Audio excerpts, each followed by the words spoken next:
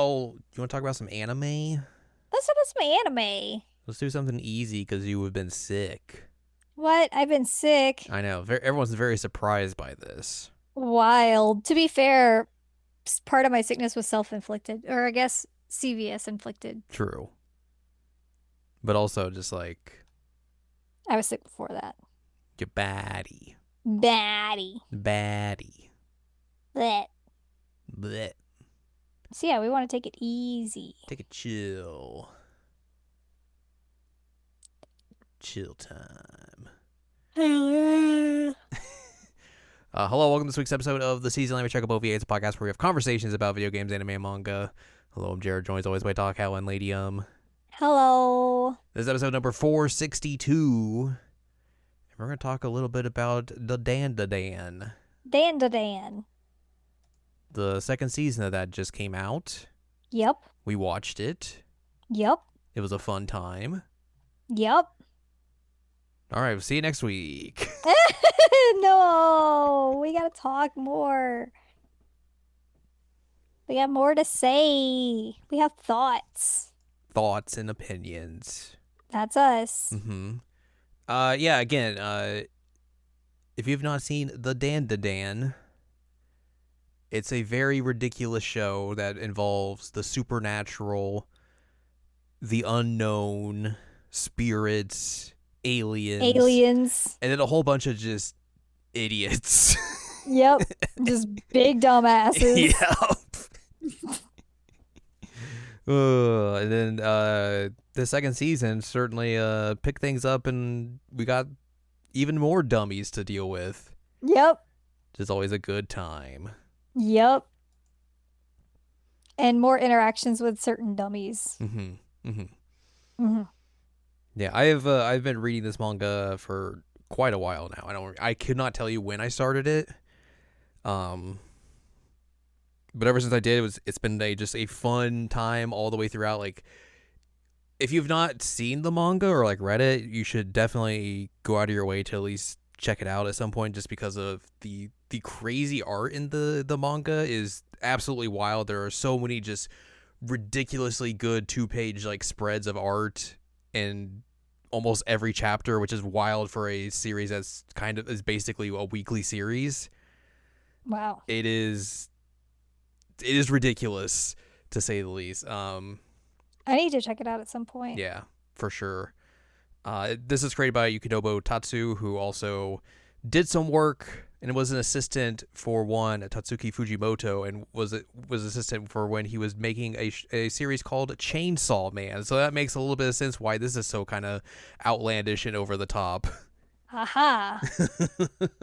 Nahone. There you go. But yeah, this second season picks up after the end of the first season. Things just kind of continue on as the group is at Gigi's original home, and they're investigating some stuff, and bad things happen. Before we get into the actual like content, I want to say that the opening of this one was a lot weaker than the first opening. But I did really like the ending song and the ending art. It was really good. But I was kind of bummed about the opening because it's like, oh, that first one was so damn good. I mean, that's the problem of having an opening for your first season that's just like super, super good, is that like anything afterwards you're going to be like, oh, kind of. Yeah. I mean, tell that to Love Live Sunshine. True. They're like, oh, you thought that one was good? Here's another one that's just as good, if not better. But that's also the benefit of having the same people do the opening in both seasons. Oh, I know. I'm just kidding. I just wanted to gas up Love Live Sunshine for a second. I know. I'm so shocked by this. What? So yeah, this second season is basically kind of split into like 3 sections, you could kind of say. We got the death worm part. We have figuring out what to do with Evil Eye, and then a kaiju fight. Right. Normal things With a new character. Which unclear to me if he's gonna be a permanent fixture. Oh, he is. Okay, all right, good to know, good to know. The good thing about this series is that as the series goes on, they just collect more dumbasses. Oh, good. And it just gets even more ridiculous. You know what? It's basically just like my house. Mm-hmm. I just keep collecting dumbasses. It's great. I love them. Wouldn't have it any other way. Just it's a true gremlin house in every sense of the word. True. But yeah, the Death Worm arc is obviously where we start off with. This is important because this is the part where Gigi meets the evil eye and basically lets the evil eye into him, gives him his own set of powers and everything to go along with Okaroon and what's her face? Momo. Not Momo, the other Not one. Momo. Well, she has powers Well, she too. does, yes. Ira. Oh, Ira. Okay. Although it is pretty funny that like everybody's like, "Hey, don't deal with that," and he just wants to play. Mm-hmm. He's fine. He's just a Don't worry little about it. guy. Come He's just a on. little dude. He's not gonna hurt you, and everybody's like, "Oh, he's definitely gonna hurt you." I mean, I think the funniest part Oh, about Evil Eye is that like even when he's like in his like powered up form taking over Gigi's body, he's still just like a kid at heart. yeah. So like once like all of the dust settles with this and everything and like they're trying to figure out how to like exercise him or what to do with him, he just like I just want to fight. I want to murder. I want to kill. Let me kill. Is it time for us to fight yet? No? Yeah. Okay. They come to a conclusion where it's just like Okarin's like I'll fight you once a week, and then while this is happening, you can't fight anyone, you can't do anything bad. He's like, all right, Oh, as long as we get to fight. just want to fight. I just want to fight. It's very funny. I also love Gigi having to figure out like his temperature stuff. Mm-hmm. Like which I guess the whole like death worm thing, like that village has a weird cult. Yes. And that entire family is really, really freaking weird. Yep. Um, and they are obsessed with the death worm. And volcanoes and it all gets kind of crazy. Okarun almost dies. Mm-hmm. Almost died because of Evil Eye lava. beats the tar out of him. He gets stuck in the goo The goo. with Turbo Granny. That part's funny. Um, Also it's just funny to me that Gigi just keeps like running around in his underbritches all the time. Mm-hmm. And just like, all right, well, I guess you just got your undies. All right. As you do. I guess good thing you're shredded. Yeah, we the cult is some bad news because there's a bunch of weird old people who have been around for ages. That's usually a problem, Yeah, honestly. this is not the last time we will see this cult either. So Oh, okay. they will be showing back up at some point Okay. because they got a bone to pick with Momo. Makes sense. Um, but yeah, Evil Eye is definitely a big thing and a big point that will be going forward through this as Gigi has to figure out how to kind of work together with the Evil Eye going forward. Just wants to play. And then we get some fun stuff as well where like he accidentally turns into Evil Eye when he's trying to go to school and everything, and everyone's just like, "Whoa, what's wrong with you? You're acting kind of weird." And he's like, "I want to kill." They're like, "All right, cool, man." I don't know if you watch this in English or Japanese, but Alex Lee is so good in this. Yeah, I bet.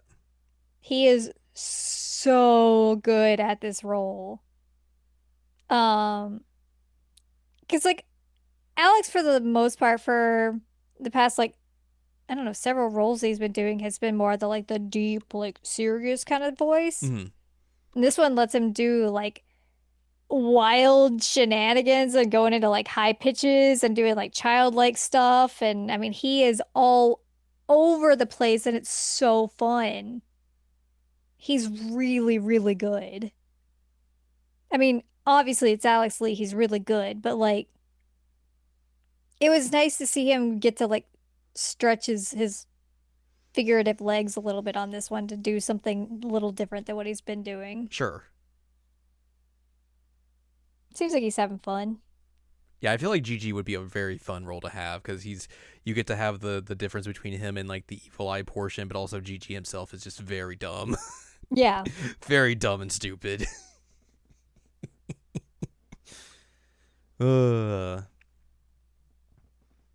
uh, what else do we get here? We the house gets destroyed at one point Oh, right, yes. because of fights and everything else, and they're just living in like cardboard at one point Mm-hmm. while sleeping in sleeping bags. And it's cold. It's very cold. And then they learned that their alien friend has like a special material that can just like build things if you think about it. Mm-hmm. And then they can build a house back with this fun material. Yay! Before that, Momo gets a part-time job as a maid in a maid cafe. I was very excited for this scene because they don't translate it the same in the anime, but in the manga, when she's like flustered and has to like ask for their order, she's like, she goes up to Okarud and her friends and is like, "May I take your order, you piece of?" it's very funny. That's incredible. So yeah, their goofy romance not romance continues to be very fun throughout this entire thing. Mm-hmm. Of course, one of the big things that took off from this season was the episode where they tried to exorcise the evil eye from Gigi. Oh, right, yes. And they bring in the band.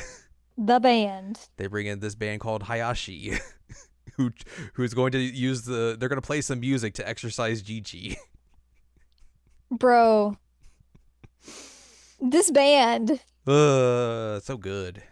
I can't believe like the lineup of it. Mm-hmm. Like the actual lineup, not the like fictional lineup. I don't know who those characters are. But like they have the vocalist from Dragon Force in English, Mm-hmm. which is wild. Is it Marty Freeman in it? I think he does the guitar. Yeah, they have like a pretty famous Japanese drummer, I think. I'm trying to remember the lineup. But anyway, it's ridiculous. Like they basically just made like a super group for this band. And then like the And vocalist in Japanese is the vocalist from Grand Radio. mhm. So again, just utterly ridiculous in terms of what they're doing with this. It's so goofy. Um, it you showed it to me like I think before it came out. I'm trying to remember, or before I watched it. I don't remember which thing it Might have been before was. you watched it. And I was like, what? What? Mm-hmm. That's that's the way to think of it. Yeah. Just utterly ridiculous. The fact I think it helps. It's just how far in they go with it in Hmm. terms of just being utterly ridiculous and like doing like a full song and everything. The band also is like they are heavily modeled after X Japan as well, which kind of X got them Japan. into a little bit of trouble. Well, I mean, Yoshiki was in the YouTube comments of it, basically being like, "Oh, hey, this sounds a lot like Kurenai. That's pretty cool." Which like if you go listen to Kurenai, it does sound a lot like it. Um, but I don't know that he was upset. I think like the Was it management kind of got a little like, Oh, the management got it? hmm. Okay, because Yoshiki seemed pretty cool with it. Yeah, But maybe Yoshiki doesn't have like all the yeah, yeah. that man doesn't age. I don't know if you've seen him lately, but like he's like my mom's age and looks like he's probably like 32. It's pretty ridiculous. I uh, mean, I'm sure he has a lot of like stuff done sure, to sure, make that sure. happen. Yeah, I was very happy to see these guys show up again. Not the last time you will see these guys. Yeah, you did correct me on that because it's like that's wild for like a one-time goof to get that group together, and you're like, yes, a one-time goof. Hee hee, I was wink, like, wink. okay, so it's not a one-time goof. But yeah, that was very fun. Nahone. I think the fact that they did the song both in Japanese and English is it's very good for the level of goof they are doing, because they could have easily just done like, oh, we're doing the English dub, but we'll just put the Japanese song in because that's just easier. And instead of just going like, what if we got the lead singer of Dragon Force to sing this song as well? And voice the character, I guess. Yeah, like that's just, again, that's a high level commitment to the bit. Yeah, no, it really is. I was quite impressed. Oh man. Good times. It was a high point, which again, that entire episode was fantastic. The song was playing. Alex Lee was like doing like the intense like begging to let it go and everything. I was just like, whoa, this is so good. While everyone else is headbanging. Everybody else is headbanging. Yeah. Three little dumbasses over there like, whoa, headbang. Oh man. We see Okarun having to level up his fighting ability by fighting Beethoven and a bunch of other composers. Yeah, that was wild. Yeah, Didn't expect that. As you do, go to school in the middle of the night, you go to the music room, and the photos of the old composers are going to look at you, and then they just pop out of those photos and start fighting you. As you do. As you do. Again, what a dumb series. What a good series.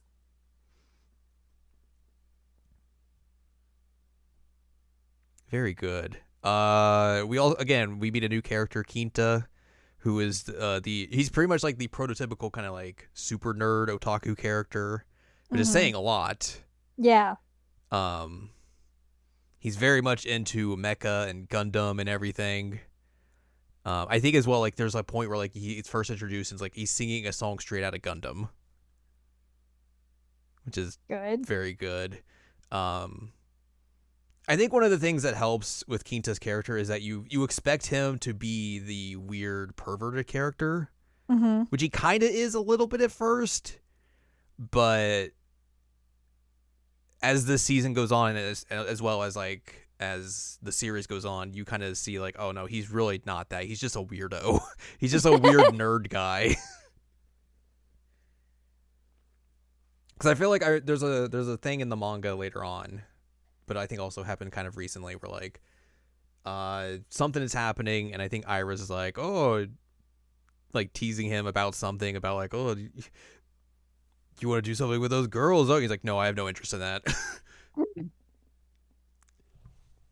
So it's fun that like they kind of subvert that kind of character archetype in that way. Yeah, so far it hasn't done that because initially he's just like, how do I talk to girls? And like I forget who it is that's saying stuff, if it's Okarun or if it's Gigi, but somebody says some stuff and he's like, I should say perverted things, and they're like, no, stop. Yeah.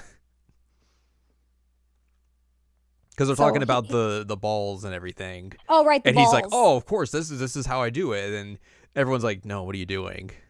Stop it. And he learns from his mistake there. True. So yeah, he's basically kind of forced into the group after he inadvertently tags along with Okarun and Momo, and then gets wrapped up into a fight with a kaiju. Yep. After they're trying to find one of Okarun's golden balls. Again, as you do. As you do. And now there's a giant kaiju after them, and they're fighting. And now, basically, things happen, and they turn Seiko's house into a mech. Yep. It's just very good. The house is built with a material that you can just change it into whatever you want. So. As you do. Also, during this whole thing, Gigi is the evil eye, and not Gigi. Oh, yes, which makes it even better. Just pouting at the controls like, oh, I want to fight. Let me fight. So yeah, it basically turns into like a Super Sentai kind of mech where like, there's they have 5 different things and the cockpits come together type deal. And Kenta's kind of the one controlling the whole thing, and that's how they use it to fight this giant kaiju that just showed up out of nowhere and got to figure out how to defeat this thing and deal with its stealth camouflage and all that sort of stuff. And also, we got to eventually turn the mech back into a house. Yes. As you do. As you do. Oh, man. What a good series. What a good series. This was one of the parts of this season that I was very much looking forward to, and I was hoping they would get to it, and I was very happy that they did, because I remember very much enjoying this part of just weird kaiju that just shows up, and then weird mech that shows up, and just the whole ridiculous nature of all of it, of the fight and everything, and just the characters, dealing with each other while they're trying to fight this thing. It's all very good and silly. Yes.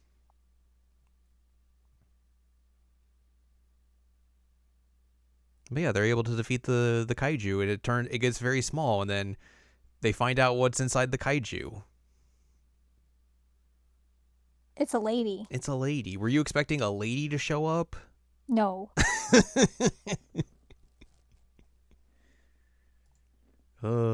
Should I have been expecting a lady to show up? I mean, I don't know what you would have expected to show up, so. Not a lady. Not a lady. So yeah, a lady comes out and just smooches Okuru, and everyone's like, what? Especially Momo, who's like,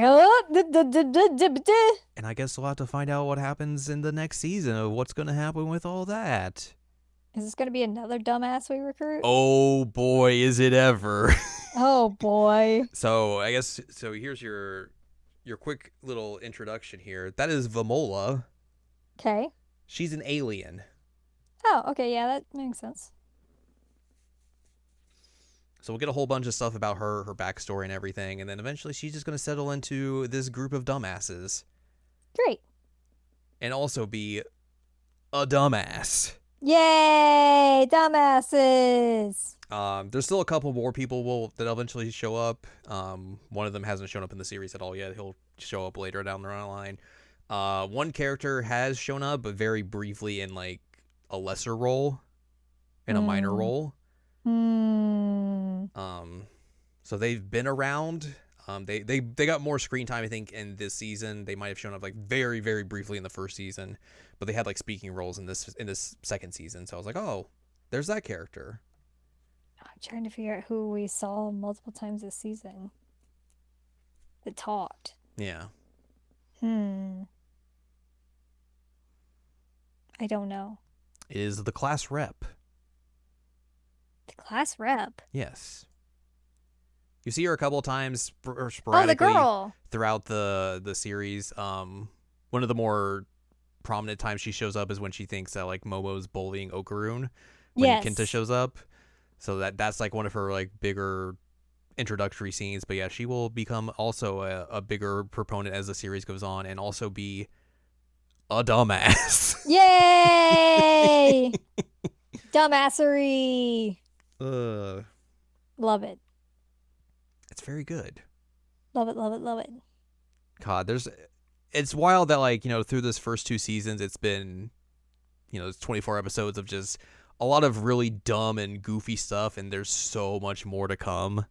Mm-hmm. Like just an absurd amount of ridiculous stuff that is yet to come, and I'm so excited to see it myself on the screen and everything, but also for you to experience it and see all of the weird stuff that's yet to come. I'm excited. Because boy howdy, there's a lot of weird stuff that's yet to come, and a lot of weird characters and everything. Honestly, one of my favorite characters is that weird alien man with the like the UFO kid? head. No, like the No, dad. he's the one with the kid is what I mean. Oh yeah, the one with the kid. I love that guy. Yeah, he's really good. He's just a little weirdo, and he's like, you know what? It's better here anyway. It's fine. I'm gonna go work at a farm. Yeah, I'm gonna work at a farm. I do like it whenever he shows up and that like the kid everyone just starts playing with the kid. It's the one time where you see Ira like very happy because she's like, "Hey, I'm gonna go play with this kid." Yay! I mean, he does have a prominent role in this season, helping them out with the worm stuff. Mm-hmm. Using his UFO, his UFO. UFO. Help them get out of some bad situations, and also giving them the fun material to make a new house out of course. He's a real one. He's a real one. It's real good. DanDaDan continues to be just very fun and stupid in the best ways. And again, I think, having Science Arrow be the production team behind it helps it, because they just do a lot of wild stuff with the animation and everything, and that also helps pull up the series in a way that you can really take those scenes from the manga and put them on TV in a really well done way, with them at the helm of the production, and it really helps benefit the series as a whole. Mm-hmm. But yeah, I'm very excited for you to see some of the very dumb things that are about to come up in this series. Yay! I did not realize they got Bryce Papenbrook to voice Kinta in the English dub. That's a wild get. That is a wild get. That's a wild get. I didn't even realize it was him. It did not sound like him. Oh, man. That's funny.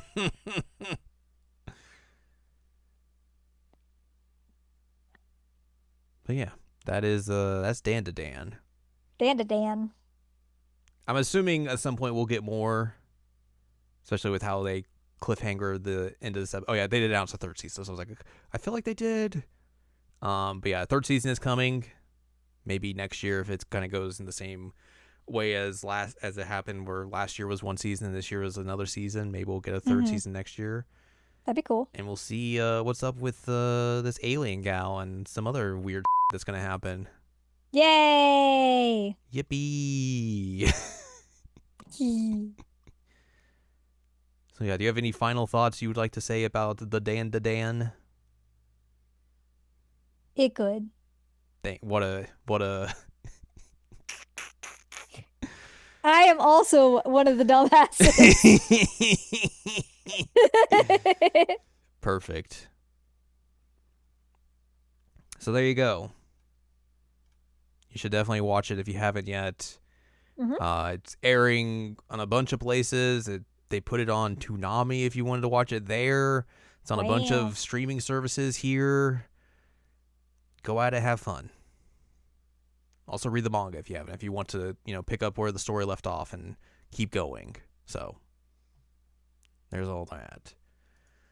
But yeah, that's going to do it for us this week. If you'd like more from us, head on over to seasonanimecheckup.com or sec.goals, where you can find past episodes of this podcast and other podcasts like Jared Now Watch. You can also find columns and reviews on the site as well. If you'd like more from AnLadium, go to anladium.com to see the columns and reviews. Follow us on Twitter and TikTok at Anime Checkup. Follow us on Blue Sky, seasonanimecheckup.com. You can buy our books, One Shiny Moment, a critical analysis of Love Life, Sunshine, Hot Tubs, and Pac-Man on Amazon.com. And support us on Patreon, patreon.com/SECOVA. Buys a slice of pizza, get access to unedited versions of the podcast early. Our monthly exclusive Patreon podcast, a new episode of that went up last weekend, where we watched a little film called E.T. E.T. Because it was Al's pick. Exactly, it was Al's pick of the month, and she had an interesting way of determining what film to watch, and you can listen to the origins of that story and everything else we talk about when it comes to E.T. in that particular episode. Yeah, our Halloween special. So go check that out and all the other previous episodes we've done that are up there on the Patreon, along with some other bonus content as well. Next week, we might be done with power washing. We might be done with power washing. We might be done with power washing, so we might be talking about some power washing. Power wash. Power wash.